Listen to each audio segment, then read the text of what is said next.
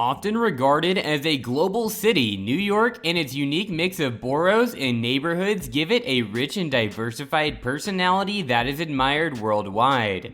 The city that never sleeps is always evolving, shaped by over 2 centuries of economic cycles and the architectural and urban trends that accompany it. However, one recent noticeable development is the emergence of a Manhattan neighborhood that caters to the ultra-wealthy.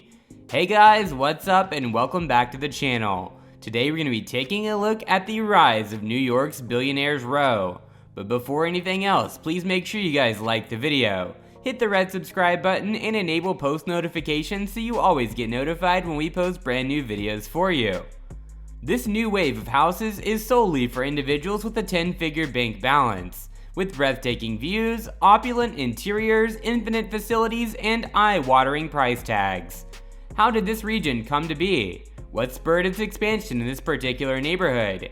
How were planning restrictions solved, and how did engineers make the commercial development of such small plots of land possible? Manhattan Island is now one of the most densely populated locations on the planet, thanks to its extraordinary popularity and geographical constraints. For decades, developers have competed for space here, balancing their quest for return on investment with the requirement of the city's planners and respect for the differing identities between the island's many neighborhoods. Those distinct areas shape the city we now experience, from the high-rise financial centers around Lower Manhattan and Midtown to the villages of Chelsea, Greenwich, and Soho, and the exclusive addresses of the Upper East Side. The Midtown streets between Park Avenue and Columbus Circle, which are located immediately south of Central Park, have traditionally been associated with status. The region is inherently tempting to high-end residential developers because it's home to the historic Plaza Hotel, the Russian Tea Room, Carnegie Hall, and is traversed by the desired Fifth Avenue. Several important developments have appeared in this zone, particularly along 57th Street in the previous decade, earning the region the moniker Billionaires Row, which has definitely just went on to expand and expand.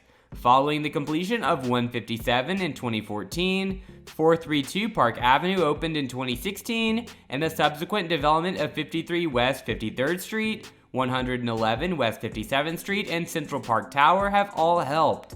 These projects provide extreme luxury with views of Central Park and addresses on some of the city's most exclusive streets and closeness to high-end retail establishments.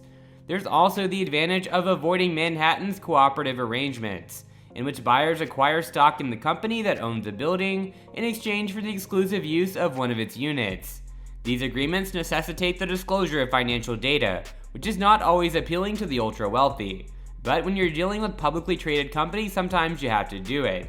Developers have seen returns of several billions of dollars on these schemes to date, with unit sale prices ranging from the tens of millions all the way up to the hundreds of millions of dollars. Wow, that is just an absolute insane price tag, even on the lower end. However, construction in this area is very difficult and just not as straightforward as some may imagine. Developers and their project teams have been driven to innovate as a result of excessive overdevelopment, strict planning restrictions, and a scarcity of tiny suites. In order to recoup the expenditures of purchasing and developing their properties, developers must maximize floor area. As a result, they frequently design structures that extend all the way to the site's borders. Moreover, all plans must comply with New York's rigorous floor area ratio, the FAR, planning legislation, which limits the height of a structure in relation to its site area. Definitely really hard to work with that type of government restriction, but unfortunately it's just the reality that many of these people face. To get over this potential stumbling block, developers buy air rights from nearby properties and stack them atop their own. This method safeguards city planners from future overdevelopment of nearby properties, while developers and those living within their structures may expect light and clear views outside. The building at 53 West 53rd Street is the purest example of this design to date. The existing Museum of Modern Art, MoMA, sold a plot of land adjacent to their main building and air rights above a portion of their property as well. This allowed for the construction of the Jean Nouvel-designed 53W53 skyscraper, while also raising funding for the museum's redevelopment. The link between the two structures on the site has been fortunately preserved in Nouvel's notable creative design, which reacts to several zoning and setback limits, as well as benefactor memberships at the museum for those purchasing residence within the tower. Well guys, that was our video on the rise of New York's Billionaire Row. If you guys enjoyed it, make sure you guys go ahead and drop a like on the video. Also, make sure you guys subscribe to our channel and ring that bell icon so you always get notified when we post brand new videos for you. Anyways, we are signing off for now, but we'll be sure to catch you all in the next one. Peace.